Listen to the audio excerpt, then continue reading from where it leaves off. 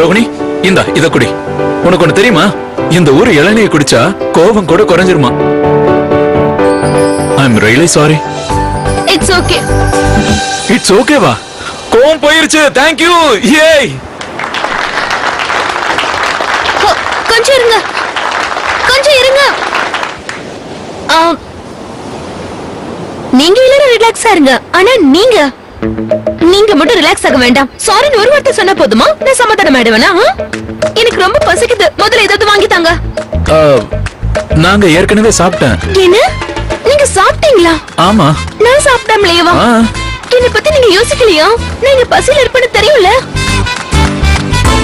அப்ப இதான் உங்களோட தண்டனை. மறுபடியும் கூட சேர்ந்து சாப்பிடுங்க. ஏன்னா இப்ப எனக்கு ரொம்ப பசிக்குது. நான் தான் பெரிய தப்பு பண்ணிட்டேன், அதனால தண்டனை அனுபவிச்சுதான் ஆகணும்.